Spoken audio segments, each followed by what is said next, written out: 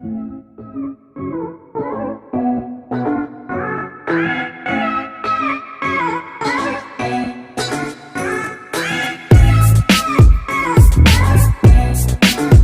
guys, welcome back to class of Flying. You're with Rahul Sharma, your friend, and at this class all about the paper number 9 that you guys need to prepare for your upcoming exams, the British Romantic Literature.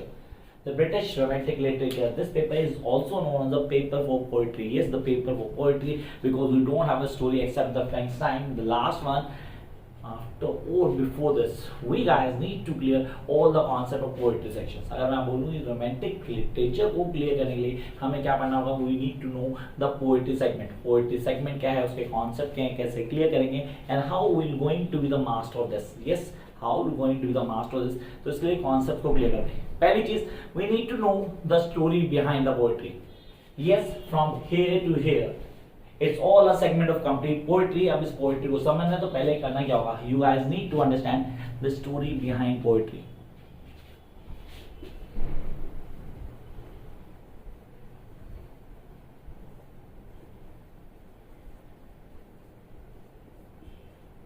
This is the key guys. Make sure that you be able to clear this first. The story behind the poetry. जब तक आपको ये clear नहीं होगा आप कोई भी चीज अच्छे से नहीं कर पाओगे. तो पहली चीज आपको स्टोरी बिहाइंड द पोएट्री को क्लियर कर लेना है. मतलब बिगनिंग से लास्ट तक एक एक चीज ऑन टिप होनी चाहिए, आपको समझ आना चाहिए क्या है, करने का तरीका क्या होगा बेसिक फ्लो जिसको फॉलो अप करना आपने. Along that you guys need to know the characteristics of these particular poets. Yes, characteristics of these particular poets. मतलब क्या सोचते हैं, their views, way of writing,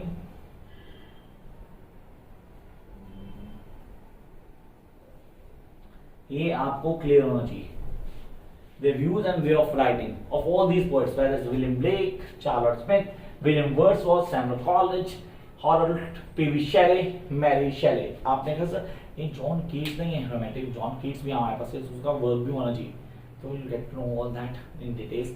बाकी आपने चैनल सब्सक्राइब कर लिया होगा, चैनल की वीडियोस फॉलो कर लोगे. I try to make a playlist for this particular paper 2 ताकि आप चीज़ों को बड़े आराम से क्लियर कर पाओ. तो सेगमेंट को क्लियर करने के लिए पहली चीज जो हमें समझनी है वो है William Blake. Sir dominant poet है, रोमांटिक पोएट्स मतलब विलियम ब्लेक बहुत डोमिनेंट नाम है. आप बोलते हो विलियम ब्लेक का नाम सुनते हैं हमारे जिंदगी में दो चीज आती हैं. First songs of innocence, songs of experience. Yes, the songs of innocence and songs of experience जो हमारे कोर्स में इसका इंट्रोडक्शन मैंने मेंशन नहीं किया, उसको प्लीज क्लियर कर लेना.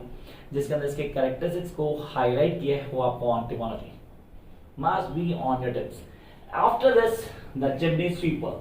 चिमनी स्वीपर दोनों मिलेगा, सॉन्ग्स ऑफ इनोसेंस में मिलता है, सॉन्ग्स ऑफ एक्सपीरियंस में मिलता है. हाँ रिपीट, दोनों में मिलता है चिमनी स्वीपर जो आपको ऑन टिप होना चाहिए. The chimney sweeper, lamp, tiger. Tiger spelling TYGER होंगे, TIGER नहीं होंगे, यहाँ IGR आप लोगों को लिखा गया. Then the little black boy, it is the chimney sweeper part 2 और experience. And the London. Make sure ये सारे के सारे टेक्स्ट आप रीड करोगे, उनको क्लियर करना. ये पेपर में आपको कंफर्म इनमें से कोई टेक्स्ट मिलने वाला है, तो आपको पता होना चाहिए हम कैसे प्रिपेयर करेंगे, what the best way to prepare this particular paper and how to grab maximum marks. उसके लिए please go through by the notes, detail में समझना सारी चीजें. जहां आप पहले क्या पढ़ेंगे, एनालिसिस पढ़ेंगे ताकि आप story behind the poetry clear पाओ. फिर जाओगे टेक्स्ट के ऊपर, टेक्स्ट को क्लियर करोगे और पोएट के बेसिक पॉइंट ऑफ व्यू को क्लियर करोगे. Then you be able to understand each and every poetry. ये है बेस्ट वे इस पेपर को तैयार करने का. जब आप next one, sir Charles Smith, to Melconi, to a Nightingale. Sir Melconi की बात करूं या टू अ नाइटिंगेल की बात करूं, टू मेलकॉनी it's in remembrance of someone in the mind of poet while she was sitting on the banks of the river. उसके दिमाग में जो चीजें आ रही हैं वो उनको हाईलाइट कर ली. Memories, honestly memories. दूसरा nightingale, to a nightingale. It's all about the nightingale, the voice of nightingale. सब nature से oriented है पूरी तरह से. And moreover it's a sonnet. उसको हाईलाइट किया, उसके कॉन्सेप्ट को बताया, दोनों की दोनों मेमोरीज चीजें कैसे क्लियर करती हैं, how the nature play a dominant role in it, उसको क्लियर किया गया, उसको डिफाइन किया गया, पॉइंट्स को समझाया गया, पोएट का पॉइंट ऑफ व्यू क्लियर करें. जो हम लोगों के लिए बहुत इंपॉर्टेंट है कि हम उस सेगमेंट को समझ पाएं and then go to the basics. इसको फॉलो करना बिल्कुल मत भूलना, ये कंफर्म पेपर में आता है.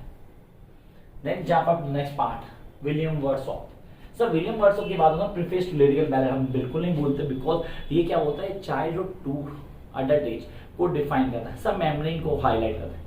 मेम्ब्रेन मतलब that start from your childhood to your adulthood. अब वहां पे सारी बातें चीजें कैसे चलती हैं, कैसे हाईलाइट करता है, इसने यही यहाँ भी किया।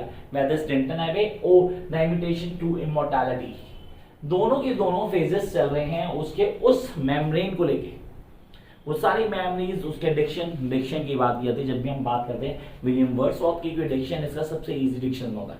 ही works on diction so that the reader can understand it easily. उन सारे पॉइंट्स को दिमाग में रखता है, then go with the flow. Yes, then go with the flow. तो उस फ्लो को आपको रूल आउट करना है। You guys rule out that flow, वो आप समझेंगे, then you able to understand each and every point. This is really the key point जिसको आपको शुरू से आखिर तक लेके जाना है। This will prove to be a major point in your paper. Confirm paper में होगा William Wordsworth. Then we have the ST College, Samuel Taylor College, Taylor क्या कर दिया, सॉरी गाइस। तो सैमुअल टेलर कॉलेज के 2 पॉइंट हमारे पास, the Kubla Khan and dejection. Yes, when we are talking Kubla Khan, it's a dream vision where we have seen Genghis Khan, the great grandson Kubla Khan, उसका palace, उस palace की beauty को highlight किया गया। Basically sir dream vision, उसको poetry form में लाया गया। उसमें एक पैलेस बना दिया, अल्पाइन रिवर को हाईलाइट किया गया। Then we have the beauty of that palace that been describe in this particular text Kubla Khan, जिसको आपको क्लियर करना है, मतलब बिगिनिंग से लास्ट तक एक एक पॉइंट क्लियर कर लेना है। And you guys need to know that how to rule out this point and why this particular text is most important. कि ये आपको मिलता है इंग्लिश ऑनर्स में, एमए इंग्लिश में, इवन नेट जेआरएफ की प्रिपरेशन करते हैं तब भी आप कुबला खान को करना नहीं छोड़ते। ये इंपॉर्टेंट है गाइस, बड़े आराम से होता है। And then dejection, dejection somehow when you get rejected, yes when you get rejected तो डिजेक्शन दिमाग में आती है। वो डिजेक्शन को लेके चलना, उसकी सोच को डिफाइन करना। How the poets rule out this facts, उन फैक्ट्स को कैसे डिफाइन करता है, कौन कौन सी चीजें जो बिगनिंग से लास्ट तक आपको क्लियर होनी चाहिए कि आप चीजें समझ भी पाओगे, चीजों को एक्सप्लेन भी कर पाओगे। And then rule out the basic facts. This is the most important text, that is the Kubla Khan and dejection. And then we have the Childe Harold, canto 3 and canto 4। Actually, this is all about the certain lines. Canto 3 की कुछ lines, Canto 4 की lines. Basically, it's all about a